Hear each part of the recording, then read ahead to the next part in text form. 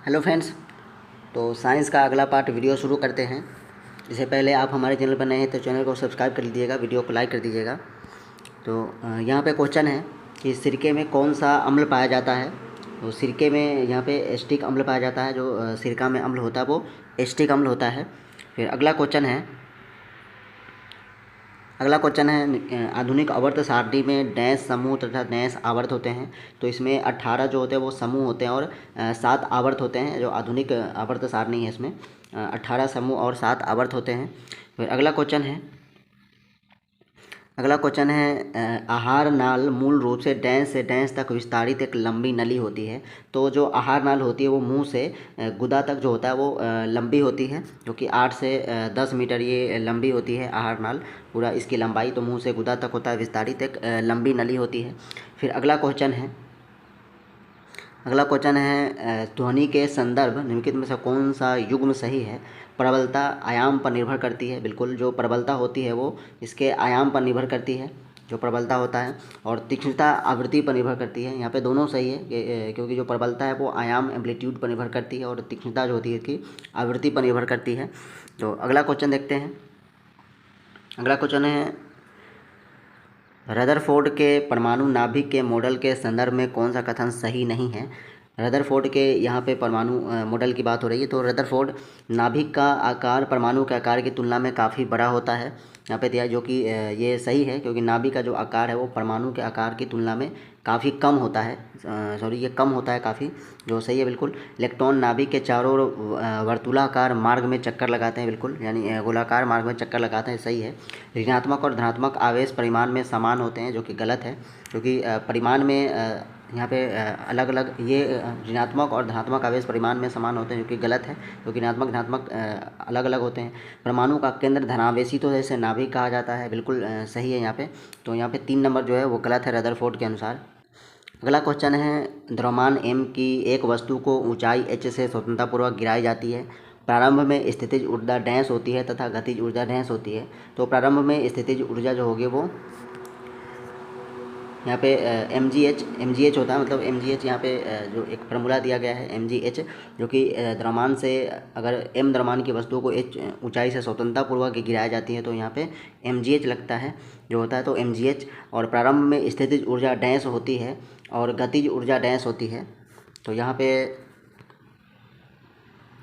प्रारंभ में जो स्थितिज ऊर्जा होगी वो यहाँ पे एम जी एच दिया गया क्योंकि जब कहीं से हम गिराएंगे कोई चीज़, लेकिन और गति ऊर्जा वहाँ पे क्या होगा, शून्य होगा, क्योंकि जब सबसे प्रारंभ की बात हो रही है। तो यहाँ पे ये सही है क्योंकि जब ऊपर से कोई वस्तु गिराएंगे तो प्रारंभ की बात होती है। तो प्रारंभ से वहाँ से गिना जाता है जो हम जैसे छोड़ने वाले होते हैं वस्तु को। तो यहाँ पे एम जी एच ये लगेगा और शून्य होगा, गति ऊर्जा वहाँ पर होता नहीं है, तो ये पे शून्य होगा आंसर और ये एम जी एच होगा।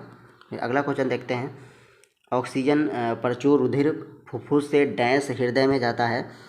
तो ये बाएं अलिंद से जाता है। जो ऑक्सीजन प्रचुर रुधिर, जो ऑक्सीजन युक्त रुधिर होता है वो बाएं अलिंद में रहता है, जो शुद्ध रुधिर रहता है, तो फुफ्फुस से हृदय में जाता है। फिर अगला क्वेश्चन है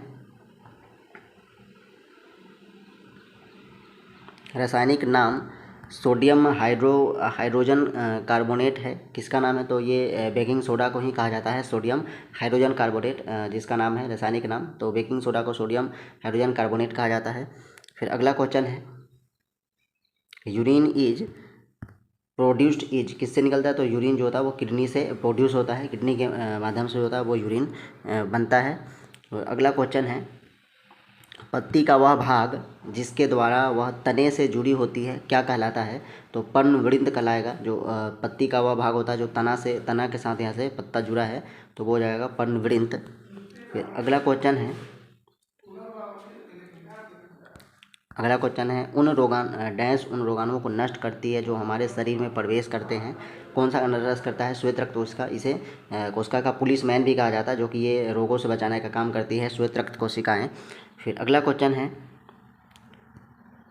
इनमें से कौन सा जीवों का एक जगत होता है। मोनेरा जगत, पोटी जगत, दोनों क्या है, जीवों का एक जगत है। तो अलग अलग बहुत सारा जीवों का जगत है, वैसे ही मोनेरा पोटिस्टा भी क्या है, एक जीवों का जगत है।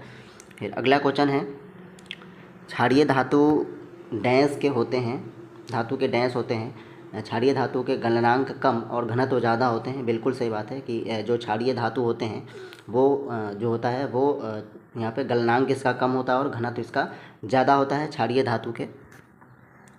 अगला क्वेश्चन देखते हैं, मस्तिष्क का मुख्य सोचने वाला भाग कौन होता है? तो अगर मस्तिष्क जो होता है, जो फोर ब्रेन होता है, वो सबसे मस्तिष्क का अधिक सोचने वाला पार्ट होता है, मुख्य सोचने वाला पार्ट, और सबसे विकसित पार्ट भी होता है। फिर अगला क्वेश्चन है, निम्नलिखित में से कौन सा एक कोशिकीय जीव है? अमीबा और पैरामीशियम, ये दोनों बिल्कुल एक कोशिकीय जीव हैं जिनके अंदर एक कोशिका होता है। ये अमीबा और पैरामीशियम है जो एक कोशिकीय जीव में आते हैं। अगला क्वेश्चन है, निम्नलिखित में से कौन सा विद्युत परिपथों में अत्यधिक विद्युत धारा प्रवाह का कारण है? विद्युत तारों में परस्पर सीधा संपर्क होना, एक ही सॉकेट में कई युक्तियों को संयोजित करना। तो ये बिल्कुल दोनों सही है, क्योंकि यहाँ पे जब विद्युत परिपथों में अत्यधिक विद्युत धारा प्रवाह का कारण होगा कि विद्युत तारों में परस्पर सीधा संपर्क होना, यानी विद्युत तार से परस्पर सीधा संपर्क कर देना और एक ही सॉकेट में कई युक्ति का संयोजन कर देना, तो बहुत ज़्यादा विद्युत धारा का प्रवाह होने लगा। तो यहाँ पर दोनों सही आंसर है। फिर अगला क्वेश्चन है, इनमें से कौन सा विद्युत चालक नहीं है? विद्युत का चालक नहीं है। यहाँ पे कांच है, जो शीशा कांच होता है, विद्युत का चालक नहीं होता है। फिर अगला क्वेश्चन है, निम्नलिखित में से कौन सा कथन सही है? आपतित किरण, आपतन बिंदु पर अभिलंब तथा परावर्तित किरण ये सभी एक ही तल में होते हैं। तो ये बिल्कुल सही है, जो कि यहाँ पे स्नेल का नियम है। आपतन कोण सदैव परावर्तन कोण के बराबर होता है। बिल्कुल सही है दोनों, ये दोनों आप पढ़ेंगे तो ये स्नेल का नियम है, जो ये दोनों यहाँ पे सही है। फिर अगला क्वेश्चन देखते हैं। अगला क्वेश्चन है, संभारिक के संदर्भ में कौन सा सही है? उनकी परमाणु संख्या अलग अलग होती है। बिल्कुल, जो संभारिक होता है, संभारिक उसका द्रव्यमान सेम होता है लेकिन परमाणु संख्या अलग अलग होती है। तो यहाँ पे उनकी द्रव्यमान संख्या समान होती है। बिल्कुल सही है, क्योंकि संभारिक में द्रव्यमान संख्या ये समान होगा और ये अलग होगा यहाँ पे, तो ये दोनों सही है। फिर अगला क्वेश्चन है, किसी अवतल दर्पण में बिंब की स्थिति प्रतिबिंब का साइज का कौन सा युग्म सही है? यहाँ पे कह रहा है किसी भी अवतल दर्पण में, जब यहाँ पे कोई भी हम अवतल दर्पण बनाएंगे, तो यहाँ पे कौन सा युग्म सही करा है? अनंत पर बिंदु का साइज और सी से परे छोटा होगा। तो ये यहाँ पे दोनों सही है कि अवतल दर्पण में जब हम बिंब की स्थिति देखेंगे, आप बनाएंगे जब वहाँ पे, तो आपको अनंत पर कोई वस्तु रखेंगे तो बिंदु साइज का, यानी बहुत ही छोटा साइज का आपका बनेगा। यहाँ पे जैसे अनंत पर कोई वस्तु रख देंगे तो जो इसका इमेज बनेगा वो बहुत ही छोटा बनेगा, और सी से परे मतलब सी से बाहर रखेंगे तो इमेज छोटा बनेगा। तो ये बिल्कुल सी से परे मतलब सी से दूर रखेंगे तो छोटा इमेज बनेगा। बिल्कुल सही है दोनों। फिर अगला क्वेश्चन है, समतल दर्पण द्वारा बनने वाला प्रतिबिंब डैश का होता है? तो समतल दर्पण द्वारा बनाएंगे तो सीधा तथा बिंब के समान साइज का बनेगा। समतल दर्पण में जो प्रतिबिंब बनता है वो सीधा बनेगा तथा बिंब के समान साइज का बनेगा। फिर अगला क्वेश्चन है, मोमबत्ती की ज्वाला के पूर्ण दहन के बाह्य क्षेत्र का रंग क्या होता है? तो बिल्कुल ये नीला होता है, क्योंकि जब भी ज्वाला का ये यहाँ पे जलता है तो ये इसका बाह्य क्षेत्र का रंग जो होता है वो नीला होता है और बहुत ही ये ज़्यादा तापमान वाला होता है भाग। फिर अगला क्वेश्चन है, कौन सा कथन सही है? यहाँ पे जी का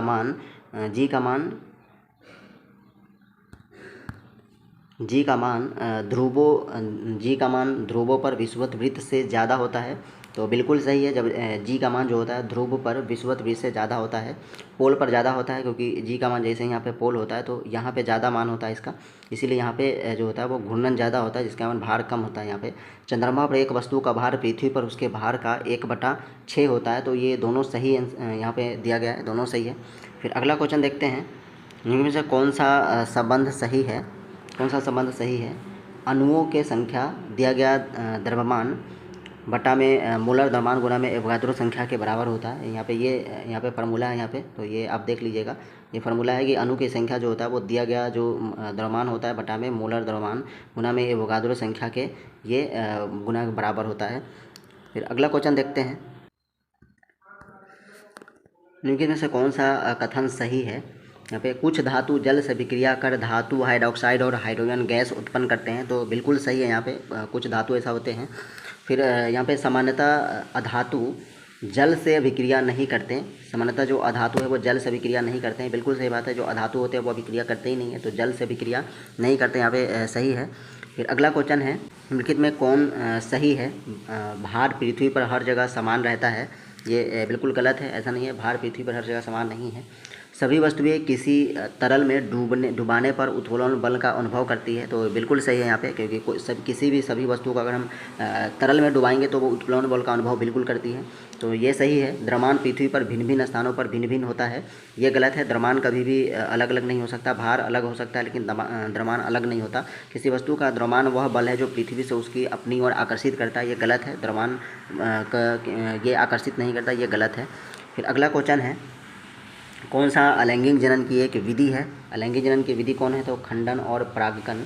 ये केवल एक है, क्योंकि जो परागकन है ये एक लैंगिक विधि का जनन होता है, जबकि खंडन है वो केवल अलैंगिक विधि का एक जनन है। खंडन यहाँ पे जो खंडन होता है वो अलैंगिक के कारण होता है, लेकिन परागकन एक लैंगिक जनन होता है जो पुष्पीय समय होता है पौधे में। फिर अगला क्वेश्चन है, निम्नलिखित में से कौन सा सही है? स्वपोषी पोषण में पर्यावरण को सरल अकार्बनिक पदार्थ लिए जाते हैं। यहाँ पे कह रहा है स्वपोषी पोषण में पर्यावरण से सरल अकार्बनिक पदार्थ लिए जाते हैं, तो बिल्कुल यहाँ पे सही है। विषम पोषी में दूसरे जीवों द्वारा तैयार किए गए जटिल पदार्थों का अंतर्ग्रहण होता है, तो बिल्कुल यहाँ पे दोनों सही आंसर दिया गया है। फिर अगला क्वेश्चन है, गति का पहला नियम डैश भी कहा जाता है, तो ये जड़त्व का नियम कहा जाता है। गति का जो पहला नियम है वो जड़त्व का नियम कहलाता है। फिर अगला क्वेश्चन है, गेहूं की रस्ट डैश के द्वारा उत्पन्न होती है। गेहूं का जो रस्ट रोग होता है वो कवक के कारण यहाँ पे उत्पन्न होता है, गेहूं का रस्ट रोग। तो अगला क्वेश्चन है, निम्नलिखित में से कौन सा कथन सही है? खुली वायु में कुछ दिन छोड़ देने पर सिल्वर की वस्तुएं काली हो जाती है। बिल्कुल काली हो जाती है यहाँ पे, जब वायु से यहाँ पे उसका संयोग होता है। तो कॉपर वायु में उपस्थित आर्द्र कार्बन डाइऑक्साइड के साथ अभिक्रिया करता है तथा एक हरे रंग की परत पा लेता है। बिल्कुल यहाँ पे दोनों सही है, तो दोनों यहाँ पे सही आंसर दिया गया है। फिर अगला क्वेश्चन है, सूक्ष्म जीव का निम्नलिखित में से कौन सा युग्म सही है? पैरामीशियम शैवाल है और पेनिसिलियम प्रोटोजोआ होता है, जो कि ये दोनों गलत है। यहाँ पे ये पैरामीशियम शैवाल नहीं होता, और पेनिसिलियम एक प्रोटोजोआ है, जो कि ये गलत है। पेनिसिलियम एक जो होता है वो शैवाल होता है पेनिसिलियम, लेकिन पैरामीशियम ये गलत दिया गया है यहाँ पे। फिर अगला क्वेश्चन है, एक उत्तल दर्पण में जब बिंब अनंत पर होता है तो कौन सा सही है? यहाँ पे ये दे रहा है कि एक उत्तल दर्पण में जब बिंब अनंत पर होता है तो कौन सा सही है? प्रतिबिंब की प्रकृति आभासी तथा सीधी होती है, ये दे रहा है, तो बिल्कुल सही है। जब एक उत्तल दर्पण में हम किसी भी बिंब को अनंत पर रखेंगे तो ये प्रतिबिंब जो उसका प्रकृति बनेगा वो आभासी और सीधा बनेगा। अनंत पर रखेंगे तो उत्तल दर्पण की यहाँ पे बात हो रही है। उत्तल दर्पण में जो प्रतिबिंब बनता है वो उत्तल दर्पण में वो आभासी ही बनता है। प्रतिबिंब का साइज बिंदु के आकार होता है। प्रतिबिंब का जो साइज होता है वो बिंदु का आकार का होगा, तो बिल्कुल यहाँ पे सही दिया गया है। दोनों कथन सही है यहाँ पे अनंत पर रखेंगे तो। फिर अगला क्वेश्चन है, बल के संदर्भ में कौन सा कथन सही नहीं है? बल गतिशील वस्तु की दिशा में परिवर्तन कर सकता है, तो ये बिल्कुल सही है। बल जिस समय हम गतिशील करेंगे उधर परिवर्तन होगा। बल वस्तु की आकृति में परिवर्तन ला सकता है, बिल्कुल ला सकता है। बल एक वस्तु के विराम की अवस्था से गति में ला सकता है, बिल्कुल। बल एक अदृष्ट मात्र है, जो कि ये गलत दिया गया है यहाँ पे। फिर अगला क्वेश्चन है, लिखित में से कौन एक जंतु उत्तक है? जंतु उत्तक कौन है? तो एपिथेलियमी पेशीय, ये दोनों क्या है? जंतु उत्तक होता है। एपिथेलियमी और पेशीय जो उत्तक है वो जंतु उत्तक में पाया जाता है दोनों। फिर अगला क्वेश्चन है, एल कोश में इलेक्ट्रॉन की संख्या डैश होती है, तो एल कोश में 8 इलेक्ट्रॉन की संख्या होती है यहाँ पे एल कोश में। तो ये चलता है एल के एल और एम ऐसे करके ये जाता है। तो एल जो कोश होता है यहाँ पे 2 होता है, 8 होता है, ऐसे करके कोश की संख्या यहाँ पे तो 8 होगा एल कोश में। फिर अगला क्वेश्चन है, डैश के आंतरिक स्तर पर अनेक अंगुली जैसे प्रवर्ध होते हैं, जिसे दीर्घ रोम भी कहा जाता है, तो ये क्षुद्रांत होता है। जो छोटी आंत होता है उसमें आंतरिक स्तर पर अंगुली जैसे प्रवर्ध बने होते हैं, तो वो क्षुद्रांत में होता है, यानी छोटी आंत में ऐसा होता है। फिर अगला क्वेश्चन देखते हैं। अगला क्वेश्चन है, कौन सा इसमें करेक्ट है? Rolling friction is smaller than sliding friction, तो बिल्कुल यहाँ पे सही है। जो रोलिंग फ्रिक्शन होता है वो स्लाइडिंग खिसकाने से ज़्यादा ये होता है, कम होता है। उसके बाद sliding friction is smaller than static friction, तो ये दोनों सही है यहाँ पे। फिर अगला क्वेश्चन है, कौन सा एक धातु नहीं है इसमें? तो धातु नहीं है सिलिकॉन। सिलिकॉन क्या है? एक उपधातु है, तो यहाँ पे सिलिकॉन हो जाएगा। फिर अभी which is following statement is true?